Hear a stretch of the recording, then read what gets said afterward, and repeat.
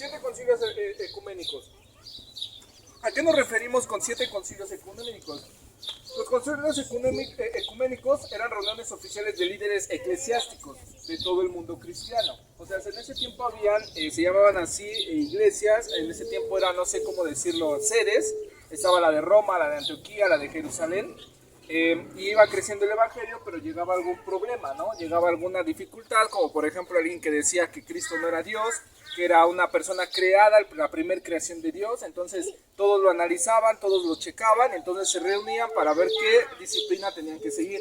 La más famosa, la que siempre estuvo vigente, fue el tema de la Trinidad, que Dios es Dios, al igual que Jesús es Dios, al igual que Jehová, al igual que el Espíritu Santo. Pero hubo alguno otro que dijo, no, ¿sabes qué? Yo veo en las Escrituras, ojo, todos estaban defendiéndose por medio de las Escrituras. Y jóvenes decían, yo veo en las Escrituras que, por ejemplo, Jesús no es Dios, que por ejemplo Jesús tenía, en algún momento era humano, en algún momento era Dios, ¿no? Dependiendo la situación, era humano, era Dios. Algunos decían que nació siendo humano, pero conforme pasaron los 33 años de vida del Señor Jesucristo, se fue consumiendo la humanidad de Cristo y le fue ganando la divinidad, ¿no? De Cristo. Como, haz de cuenta, como si echaras una gota de vino al mar, ¿no? O sea, de repente siempre fue humano, pero de repente la divinidad lo terminó consumiendo, ¿no? Algunas cosas así que ahorita lo vamos a conseguir, ¿no? O Jesús se presentó, o Dios se presentó de diferentes maneras en cada momento. Algún momento era Dios, en algún momento era Jesús, en algún momento era el Espíritu Santo, ¿no? Todas estas cosas ya fueron debatidas, todas esas cosas ya fueron rebatidas. Hoy en día, ¿todavía hay problemas de estos en la iglesia? ¿En la cristiandad más bien? Sí, vamos a ver ahorita que hay muchas denominaciones de las cuales nosotros ya vemos que son heréticas, lo conocimos la semana pasada, que son sectas, ya ni siquiera heréticos sino secta, que ya se pueden refutar conociendo la historia. Vamos a ver de dónde nace todo esto. Por ejemplo, Salomón decía, no hay nuevo debajo del sol. Ninguna doctrina hay nueva, todo ya se debatió. Lo que hoy en día hay, ya estuvo desde antes. Tú puedes decir, híjole, no lo sabía. Bueno, porque como te decía, muchas veces en las iglesias nos enseñan estos temas.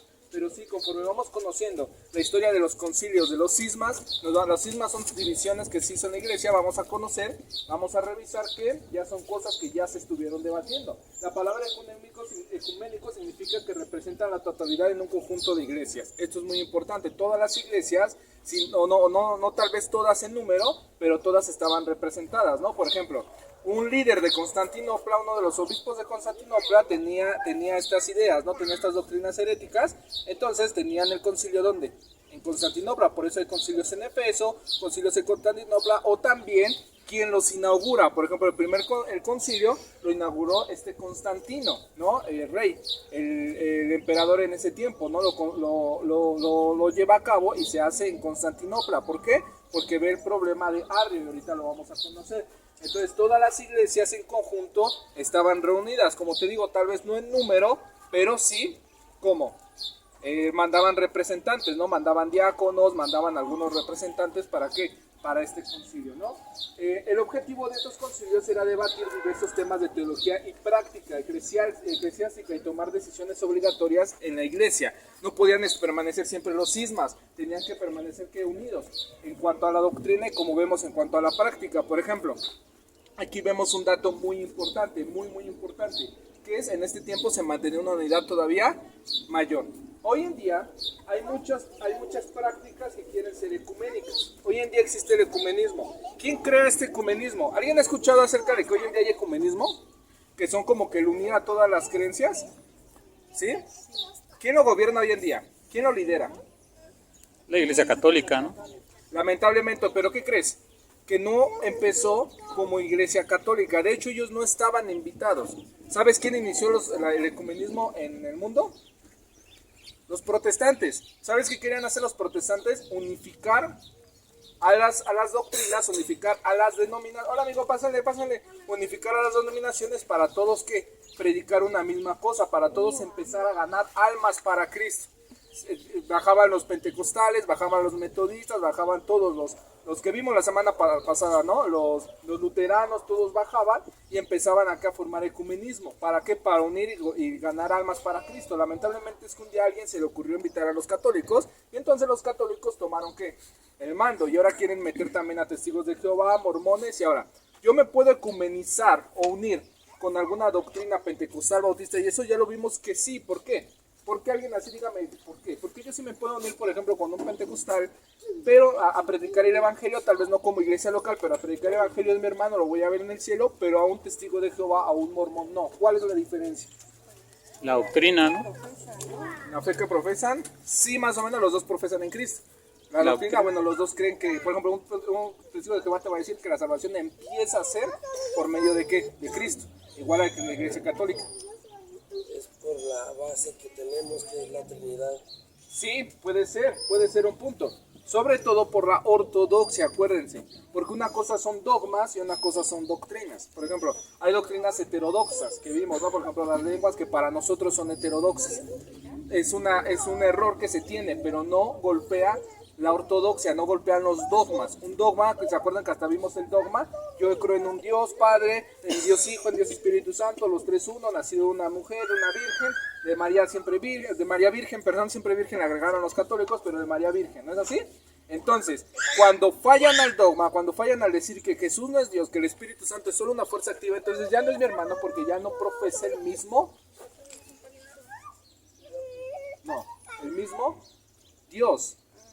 Vimos la semana antepasada en la predicación el tema de la Trinidad. Nuestro Dios, ¿cómo lo podemos referenciar? O como si alguien te preguntara, ¿quién es tu Dios? ¿Tú qué dirías?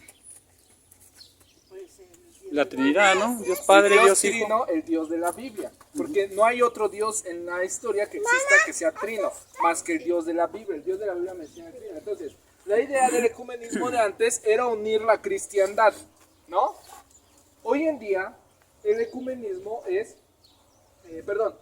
antes, te lo leo bien, dice, los concilios ecuménicos se celebraron para aportar claridad doctrinal antes, mientras que el movimiento ecuménico trata de desdibujar las diferencias doctrinales. O sea, si antes era para aclarar temas doctrinales y ahora es para decir, a ver cuáles, o sea, un diálogo ecuménico, a ver cuáles son las dos diferencias y qué es lo que nos mantenemos unidos. Pero hay algo que nosotros no podemos pasar, que es que el mismo Dios, si alguien me dice que su Dios no es trino, entonces no es mi Dios. Si alguien me dice que la salvación no es por fe mediante la gracia en Cristo, entonces no es mi doctrina, no es la soteriología que yo debo de tener, entonces es un golpe directo, yo no me puedo unir con él. Por ejemplo, salimos a predicar un testigo de Jehová y yo, ¿no? A predicar el evangelio. Yo llego a la persona y le digo, ¿qué crees? Pues que ya te llegó la salvación el día de hoy, si crees en el día de hoy en el Señor Jesucristo, te arrepientes de tus pecados, serás salvo. Pero el de al lado, el testigo de Jehová, voltea y me dice, oye Pablo, pero no, tienes que esforzarte para ser uno de los 144,000 y dependiendo las obras que tengas y la gente que la hayas predicado vas a entrar al cielo. Yo le voy a decir, no, ¿cómo crees? Por eso nos alcanza la salvación es por gracia mediante la fe en Cristo, como dice la Biblia. ¿Voy a poder tener algo ecuménico con él? No, no es porque uno no quiera, no es porque uno quiera pelear, es porque no se puede. En cambio, si salgo a predicar con un pentecostal, ¿qué va a pasar? Pues sí, se va a poder lograr, sí, amén, así es. Pero si voy a su iglesia, pues ya es diferente, la iglesia local. Pero si puedo tener ecumenismo con alguna denominación protestante, pero jamás con una cuestión herética o alguna secta diferente, ¿no? Entonces, entendemos esto. ¿Qué son entonces los concilios ecuménicos? ¿Qué son en sus palabras? Pues serían reuniones para llegar a acuerdos, ¿no? ¿De qué? ¿Acuerdos de qué? De doctrina. De doctrina, exacto, doctrinales, ¿no? Muy importantes que toda la iglesia en ese tiempo tenía que creer. Por ejemplo, comparemos. El catolicismo acepta 21 concilios. ¿Por qué 21 concilios? Bueno, porque han tenido concilios a más no poder. Ahora, hay un contraste en el católico con los concilios. Por ejemplo, el católico tiene un tripié. Bueno, lo explico acá para que la cámara me vea. Tiene un tripié doctrinal, o un tripié donde alcanzan ellos la infalibilidad. Todas las religiones necesitan tener una infalibilidad. ¿Qué es la palabra infalible? Que no se equivoca. Algo donde ellos aseguran que su doctrina es cierta, algo que lo respalda. Por ejemplo, los mormones tienen la Biblia y tienen algo que se llama el libro del mormón. Ellos hacen lo que dice el libro del mormón, ¿no? Lo interpretan y hacen lo que él dice. Los testigos de Jehová la Biblia, pero también el atalaya. Los adventistas es la Biblia, pero la interpretación de Elena White. ¿Sí me explico? Su fundadora. Cada quien tiene su soporte. ¿Nosotros somos qué? ¿Cuál es nuestro soporte? ¿Cuál es el nombre de tu iglesia? Solo Sola escritura, la Biblia. Nuestro soporte, nuestra regla de fe y práctica es que la Biblia. La Biblia es la que nos dice qué es lo que tenemos que hacer en cuanto a fe y práctica, ¿vale? Los católicos no. Los católicos dicen que es la Biblia, el magisterio y la tradición. Y los concilios son parte de la tradición. O sea, sí, de repente, Pablo, de repente un papa, loquillo por ahí, instituyó que María fue adjunta al cielo. Tú vas a ser un católico. Oye, ¿por qué María fue adjunta al cielo? No sé, pero la iglesia lo dice. O sea, ¿sí? Un disparo al cerebro, a tu, ¿cómo se dice? A tu lógica. De decir, a ver, ¿tenemos comprobación bíblica que María fue adjunta al cielo? No, no está en la Biblia. Ok. ¿Tenemos algún tipo de, no sé, de historiador, algún dato histórico, lógico que me diga que María fue adjunta al cielo? No. Pero si un papa lo dijo adelante. Ahora, ¿el problema está en que crean que María fue adjunta al cielo? No. Si quiere creerlo, pues que lo crean. El problema es de que ellos dicen que si tú no crees que María fue adjunta al cielo, no eres salvo. Ese es el problema. No importa que tú digas que el Papa es infalible, el problema es de que dicen que si tú no crees y estás sujeto al Papa, no puedes ser salvo. Un concilio llegó a eso que fue el concilio de Trento. Ese es el problema. El concilio de Trento viene después de Lutero. Nosotros nos vamos a regir a los 7 concilios primeros, mucho antes de Lutero. De hecho, vimos la semana pasada que Lutero apostó a 4 concilios, a estos 7 concilios. Él dijo, a ver, todos estos concilios que han sido ya han estado adulterados, ya están mal. Hay que apuntar a los 7 primeros concilios porque no se parecen las doctrinas de los concilios de aquí con los concilios de acá. Nunca la soteriología fue por mandas. Lutero lo que le molestaba era ver personas que decían los papas que podían otorgarles el cielo por medio de mandas, por medio de dinero, de indulgencia, se llama así. Entonces, los católicos aceptan 21 concilios. Ellos de hecho los ven incluso como infalibles. Ellos dicen, a ver, si en el concilio a mí me dijeron que a María fue adjunta al cielo y yo debo de creerlo porque si no pierdo mi salvación, yo lo creo. Entonces tú dices, bueno, pero ¿cuál es la comprobación? Se matan su raciocinio y tienen que estar sujetos a eso. Tú te metes al catolicismo, te comes eso, quieras o no. Porque si no serías un mal católico, ¿no? Nosotros, ¿por qué creemos que Jesús es Dios y resucitó? Bueno, porque aparte de tener la escritura, tenemos muchos datos históricos que comprueban que Jesús resucitó de entre los muertos, ¿no? Entonces lo tenemos como dogma. Aquella persona que no crea que Jesús resucitó de entre los muertos no es salvo. Una persona salva debe de creer en ese Jesucristo, ¿no? La ortodoxia acepta 9 concilios, solo los primeros 9 concilios. ¿Alguien ha escuchado acerca de la ortodoxia? Luego, si quieren, platicamos acerca de esto. Es otra rama del cristianismo. Estos 3 están juntos siempre. Protestantes, católicos y ortodoxos. Estos son el grupo más pequeño, pero de hecho fue una iglesia antes que incluso los católicos. Nos van a dar datos muy importantes si estudiamos un poco de ortodoxia. Y los protestantes aceptamos aproximadamente 7 concilios. Aquí hay una diferencia entre estos dos. El protestante no considera los decretos del mismo modo que los católicos. Por ejemplo, si Lutero dijo que se tenía que matar herejes, tú tienes que seguirlo porque Lutero lo dijo. No, pues a mí Lutero se vaya a la burga, ¿no? Yo lo que diga Lutero, que esté concorde a lo que yo veo, a lo que dicen las escrituras, los concilios y toda la onda, entonces digo amén. Pero si Lutero se puso a matar herejes, yo no lo veo en eso en mi Señor Jesucristo en la tierra, ¿no?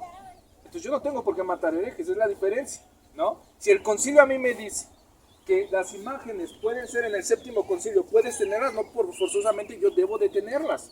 No le debo de honrar, no le debo de decir, bueno, está bien hasta ese punto, pero si me dice que debo de tenerlas, coméntalas, vamos a ver, nosotros no forzosamente las debemos de tener, porque no vemos los concilios como algo infalible. Lo único infalible que vemos que es la escritura. Entonces, el primer concilio que se dio, ¿cuál fue? No fue el de Nicea, fue el de Jerusalén. Pero bueno, en general, ya cuando empieza a crecer el evangelio, en el 325, ya mucho después de los discípulos de Jesús incluso, se forma el primero, el concilio de Nicea. Fue aproximadamente en el 325. Algunos creen que fue del 20 de mayo al 19 de junio. O sea, fue un concilio de un día. ¿Cuántos días fueron? O sea, en ese tiempo, ¿cuánto duraban los debates? Días, si no es que meses, si no es que semanas, ¿no? Del 20 de mayo al 19 de junio aproximadamente se celebra este concilio, convocado por el emperador Constantino I. Presidente, ¿quién es el que lo preside? ¿Quién es el que estaba ahí como obispo general? Es Osio de Córdoba y el emperador Constantino. Asistencia, 318 personas más o menos asistieron, representantes de cada iglesia. Temas, Arrianismo, la naturaleza de Cristo. Aquí se empieza a formar lo que es cómo conocemos la naturaleza de nuestro Señor Jesucristo que estuvo en la tierra. Por ejemplo, en este concilio se condena a una persona que se llama Arrio. Sí, Arrio, así se llama, como un hereje. Ojo, no porque sean herejes quieren decir que se veían como malas personas o moralmente eran personas malas, ¿no? O sea, ¿a qué me refiero? Como que eran groseros, no sé. O sea, eran difíciles las personas. No, muchos de ellos eran buenas personas. Muchos de ellos hacían temas caritativos incluso. Pero su doctrina, su teología estaba errada. ¿Por qué? Arrio enseñó que Jesús sí es un hijo real. Entonces, un padre debería existir antes que el hijo. O sea, al decir que Jesús es el hijo, quiere decir que entonces el padre fue antes del hijo. ¿Ya empezamos a ver el problema? ¿Ya empezamos a ver la situación? Por esta razón es que el Padre Divino debió haber existido antes que el Hijo Divino. Por ello, un tiempo cuando el Hijo no existió, de forma que el Hijo es una criatura de Dios Padre, el más grande, la más antigua y la más perfecta en todo el mundo. O sea, en algún momento de la vida, en algún momento de la existencia de nuestro Dios, tuvo su primer creación, que fue ¿quién? Jesús. O sea, Jesús es una creación de Dios. Más avanzado que incluso los ángeles, más avanzado que incluso nosotros, pero es una creación ¿de quién? De Dios. Eso es una herejía totalmente. De hecho, la herejía siempre va a condenar o va a traer consigo a más herejías también. Por ejemplo, los testigos de Jehová les podemos decir los arrianos de Jehová. ¿Por qué? Como de risa. ¿Por qué? Porque es lo que creen. Un testigo de Jehová en sus decretos te va a decir que Jesús es la primer creación de Dios. Ya viste, no es nuevo los testigos de Jehová. No a Russell de repente se le apareció esta verdad divina solo a él. No, desde antes Arrio ya lo decía. Lo mismo que Arrio estipula, lo mismo que los testigos de Jehová con Russell estipulan. Ellos creen que Jesús es el Hijo de Dios, el primer Hijo de Dios en la Biblia, que fue la primer creación de Dios, y también entonces se excede a una herejía, a otra herejía más. ¿Por qué? Porque si Jesús, siendo la primera creación de Dios, pudo ser Dios también y reconocerse como Dios en la tierra, entonces podríamos nosotros, como creación de Dios, ganando la salvación, haciendo las cosas que Dios quiere, también llamarnos Dios. Sí, porque viene una lógica como ellos lo piensan. Entonces ellos creen que en algún momento ellos van a ser dioses. ¿Ya viste que una herejía siempre condena a otras más? Siempre arrastra a otras más herejías. Entonces, al ver esto, la iglesia empieza a escuchar este problema de Arrio y entonces se juntan para debatir esto. Escuche esto, sin duda esta enseñanza fue la más poderosa, esta herejía fue la más poderosa. Muchos de los obispos de Constantinopla fueron arrastrados por esta doctrina, hasta que terminaron debatiéndola y saliendo a favor como iglesia. ¿A qué? A que Jesús es el Hijo eternamente engendrado, pero no creado. O sea, Jesús y el Padre han estado siempre por la eternidad, al igual que el Espíritu Santo. Entonces empieza a crearse aquí el dogma. Creo en un Dios Padre y creo en un Dios Hijo, ¿no? Entonces aquí empieza a crearse el dogma. ¿Preguntas hasta aquí con este concilio? ¿No? Muy bien, segundo concilio que hay que poner mucha atención. El primer concilio de Constantinopla en el 381. Más o menos se dividió de mayo hasta julio, no tenemos un día exacto aquí.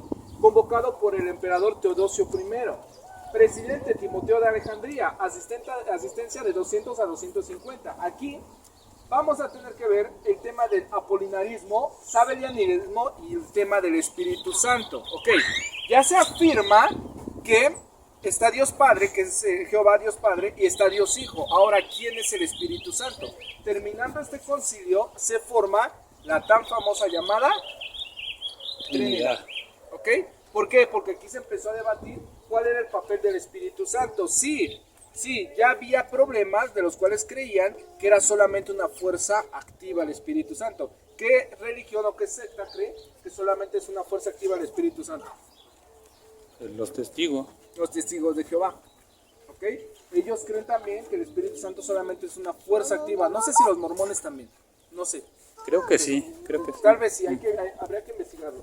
Pero vemos aquí que bajo la escritura, porque todos los concilios abrían las escrituras, veían la interpretación de las escrituras, se dan cuenta que el Espíritu Santo también es una persona. Por ejemplo, en este concilio ecuménico se condena al patriarca de Constantinopla por haber negado la deidad del Espíritu Santo. También hay que anotar que en este concilio se fijó el canon de los libros, los 66 libros.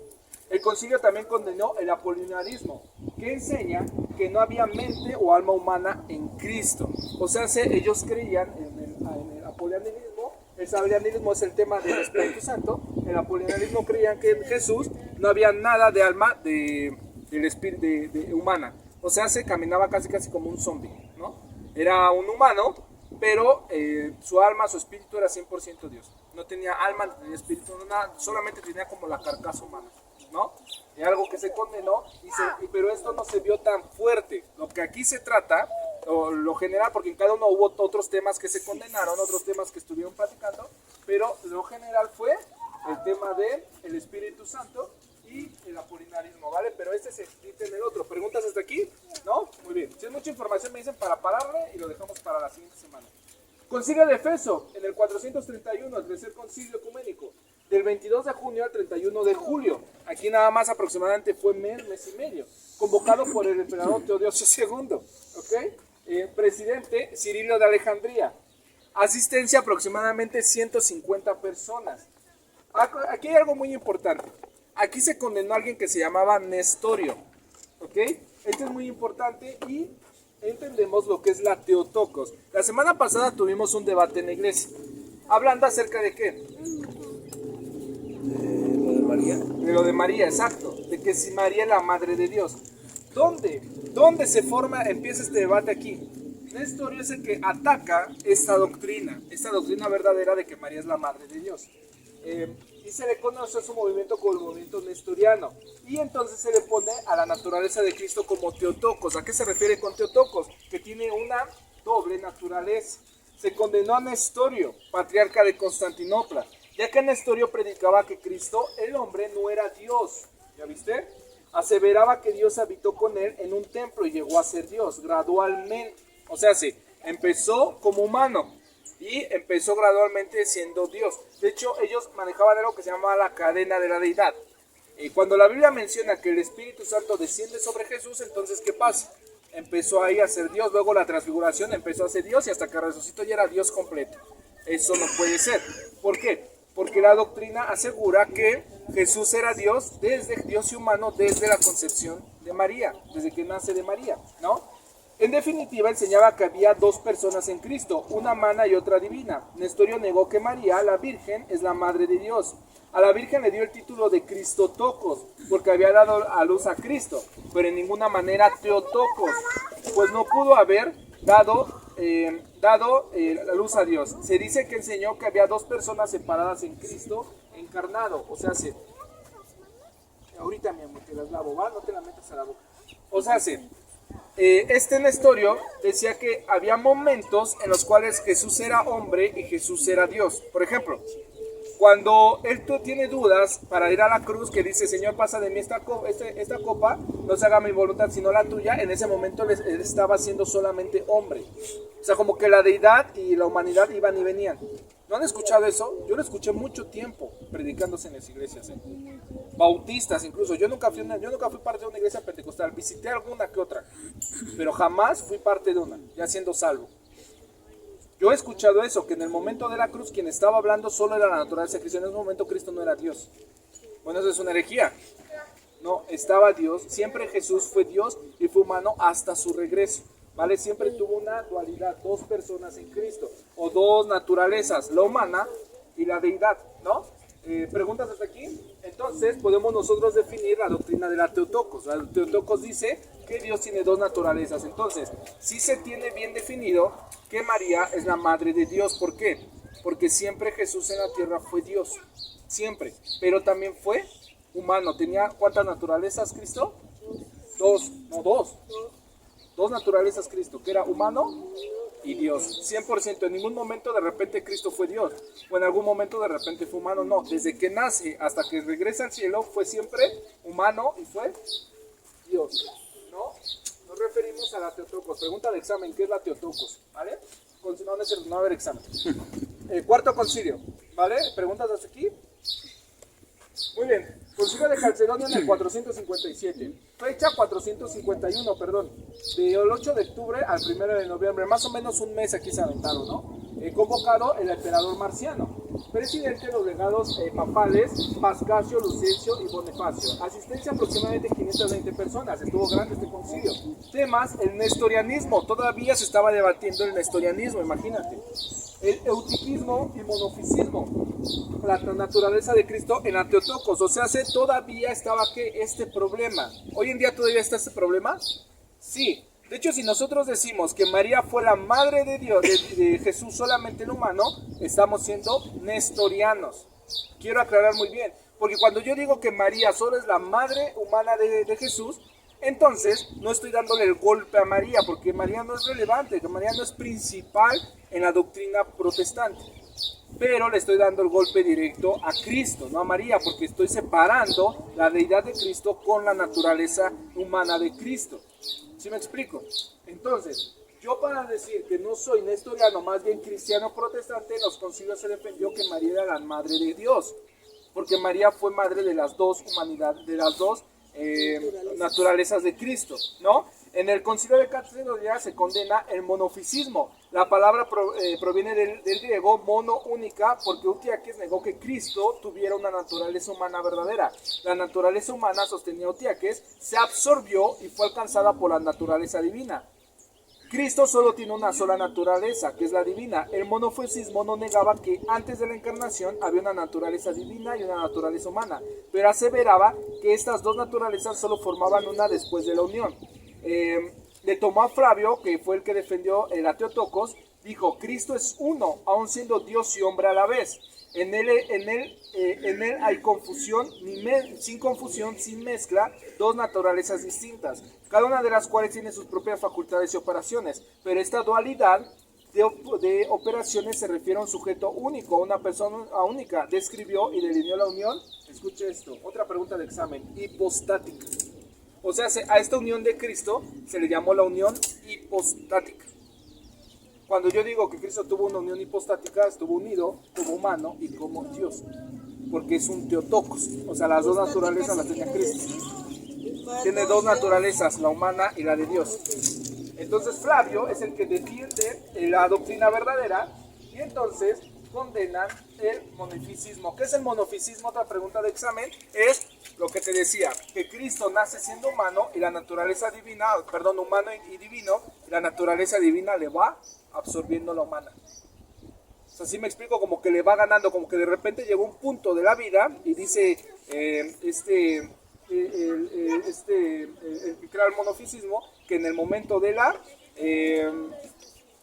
transfiguración, en ese momento Cristo dejó de ser humano y terminó siendo Dios. Bueno, no es cierto. La escritura nos aclara que fue Dios y humano desde el inicio de su vida hasta su regreso. Si fue 100% Dios, entonces Dios tuvo dudas, ¿no? Cuando él dice: pasa de mí sobre esta copa, entonces Dios tuvo hambre. Dijo él, dice la Biblia que tuvo hambre Jesús y le trajeron de comer. Dice la Biblia que tuvo sed en la cruz. Ahí nos deja ver que estaba la parte humana de quién, de Cristo. Entonces no se sostiene. Ahora, ¿de dónde ellos sacaron de decir: no, a ver, no, estás loco?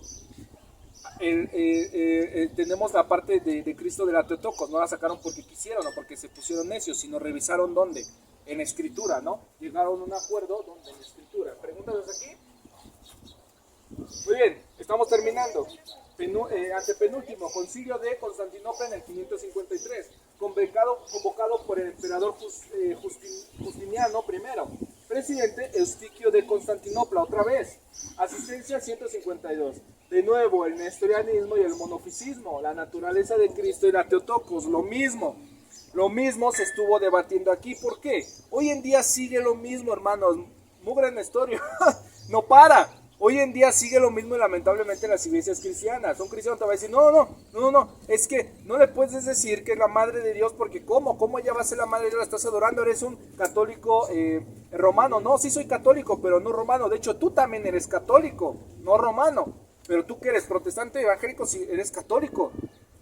¿O de dónde nació tu doctrina? Es obvio que sí, hermano, no tengamos miedo por una reticencia a los católicos, ¿no? ¿Sabes por qué hoy en día a los protestantes se les cuesta trabajo decir esto? Por eso, porque dicen, no, si yo menciono que María era la Madre de Dios, luego voy a empezarla a adorar. No, es mantenernos en la línea. Yo sé que el catolicismo ha ganado mucha ventaja y lo adora, pero tenemos que estudiar para no empezar nosotros también a caer en problemas, en irnos al otro extremo. ¿Por qué?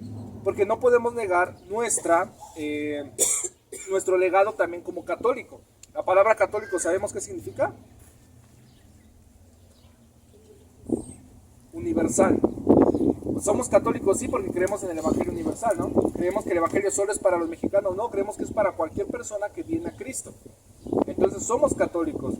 ¿Qué estaba haciendo el Concilio Ecuménico siendo católico? Porque era universal. Todas las iglesias estaban reunidas ahí o representadas, ¿no? Entonces, la condenación de los 3 capítulos. Aquí hubo un problema, hubo un escrito que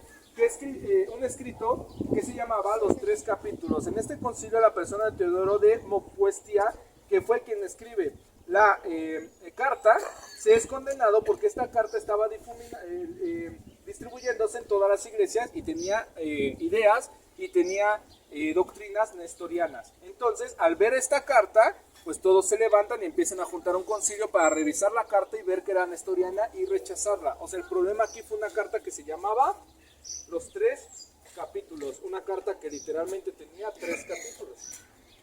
Concilio de Constantinopla de nuevo, en el 680, 17 de noviembre al 16 de septiembre, convocado por el emperador IV, es el penúltimo que vemos. Presidente Jorge I de Constantinopla, asistencia 300 personas. Aquí empieza un problema nuevo, que rápido es condenado. Monotelismo, las voluntades humanas divinas de Jesús. O sea, Jesús nunca tuvo una voluntad humana, o sea, nunca tuvo problemas humanos, o Jesús solo tuvo problemas, o solamente todo lo veía como algo divino. El resultado de este 6º concilio fue la condena a la herejía del monotelismo, del griego mono, única, tesis, voluntad. Aunque se contó Honorio, el Papa Romano, no obstante a este Papa Romano Honorio se le reconoció después de su fallecimiento como infalible en el Concilio Vaticano I, en 1870, convocado por la Iglesia Católica Romana. O sea, aquí hubo un papa, uno de los primeros papas, que dijo, sí, Cristo solamente tenía una sola voluntad, que era la divina. Eso era una herejía. Este papa se le conocía como Honorio, el Papa Honorio I. Después, en un concilio romano, uno de los 21 concilios romanos, se le considera como infalible. Yo no sé cómo le hacen para juntarlo. Te digo, el católico romano siempre todo le halla, ¿no? ¿Quién sabe cómo le hace para juntarlo? Pero bueno, él fue un hereje, este papa. Fue en este concilio como hereje, fue denominado como hereje. ¿Por qué? Porque él estaba diciendo que Cristo no tenía 2 voluntades, sino solo tenía una voluntad, que era humana solamente, o en su defecto era de la deidad. Pregúntanos de aquí, estamos terminando. Muy bien, último concilio, ¿qué eres? 1054, nos fuimos rápido, de hecho. Último concilio, el concilio de Nicea, en el 787. Del 24 de septiembre al 23 de octubre, exactamente casi un mes, convocado por el emperador Constantino VI. Taracio de Constantinopla lo preside y tiene una asistencia aproximadamente de 350 personas. Aquí ya había un problema, había muchas iglesias que ya estaban adorando las imágenes, se llama iconoclasia. ¿Qué estaba haciendo? Algunas personas adorando imágenes, pero algunas otras personas tenían lo que se llama la iconoclasia. ¿Alguien sabe qué es la iconoclasia? Es el repudio a las imágenes. O sea, ¿qué hacían? Las destruían. Llegaban y las destruían. Las quemaban. ¿Por qué? Porque ellos decían, es que no podemos tener imágenes en la iglesia. Bueno, en este concilio lo que hacen es definen si está bien tener imágenes o no. Bueno, llegan a un acuerdo y dicen, sí pueden tener imágenes, pero no pueden adorarlas. E incluso llegaron a un punto que muchos de nosotros protestantes estamos de acuerdo, que es venerarlas, que es también ponerles incienso, y decían que lo que les ayudaba a las imágenes era recordar a las personas que estaban representadas de esa imagen. ¿Sí me explico? O sea, era la capilla de San Pedro, agarraban y tenían una imagen de San Pedro, entonces la gente llegaba y tenía la idea de acordarse de San Pedro en esa imagen. Yo me pongo a pensar y digo, pues no eran muy inteligentes. ¿Por qué? Porque pues no creo que sea San Pedro, la imagen de San Pedro, no creo que se tuvieran fotos de San Pedro. Era como alguien se lo imaginaba, iba y lo representaba. Pero como se estaba teniendo muchos problemas de que llegaban y las destruían, pues dijeron, bueno, las pueden tener, las podemos tener, les podemos incluso poner incienso, incluso lo que podemos es decir, oh, Pedro pues muy grande, o Pablo muy grande, nos enseñó mucho de la fe y eso, pero jamás adorarle. Yo no le veo fin a tener estas imágenes, ¿no? Bueno, hay algunos que aceptan este concilio, algunos que no, es el más rasposo, ¿no? Es el que tal vez nos puede unir con el catolicismo romano. De hecho, es por el cual el catolicismo romano las tiene. Ellos te van a decir, no, yo no adoro las imágenes, yo lo único que hago es las venero. Pero en su práctica, vamos a ver que las adoran, ¿no? Yo he visto católicos romanos que incluso las besan, que incluso se las arrodillan ante ellas. Bueno, el problema no es tener imágenes, el problema es tener un objeto de culto. Eso ya es una adoración. ¿Sí me explico? Objeto de culto es el problema. Entonces, para terminar, ¿por qué es tan importante la naturaleza de Cristo? Me equivoqué. ¿Por qué es tan importante los concilios? Bueno, para entender la naturaleza de Cristo, para entender la ortodoxia y la cristología. Ahora, ¿por qué yo digo que una persona no puede ser salva si no cree que Cristo tenía dos naturalezas? ¿Por qué yo creo que una persona ya es sectaria? ¿O por qué ustedes creen que una persona ya es sectaria por no creer que Jesús, por ejemplo, es Dios o fue la primera creación de Dios? Se supone que la Biblia dice, creen en el Señor Jesucristo y será salvo. ¿Por qué ustedes creen eso? ¿Están a favor? O sea, tú puedes decir, bueno, no creen en el Señor Jesucristo de la Biblia, pero puede ser salvo. Yo le puedo llegar y decir, oye, el Jesús de la Biblia es 100% Dios, 100% humano, y el Jesús de la Biblia es trino, ¿no? Es Dios trino, Dios Padre, Dios Hijo y Dios Espíritu Santo. Ellos te dicen, no, la verdad yo no creo en eso. Yo niego esa doctrina, yo niego esa realidad en la Biblia, pero creo en Jesús, entonces soy salvo. ¿Tú qué contestarías ante eso? ¿Por qué es tan importante entonces estos concilios? Porque yo te di muy por arriba, pero si nos adentramos, está maravilloso estos concilios, ¿eh? De hecho, te invito a que te puedas adentrar. Ahora sí no pasé el libro, ahora sí lo voy a pasar para que no se me adelantara, ¿verdad? Lo voy a pasar y ahora sí vamos a que ustedes profundicen en cada uno de los concilios. ¿Por qué ustedes creen eso? ¿O lo creen más bien? ¿Lo creen?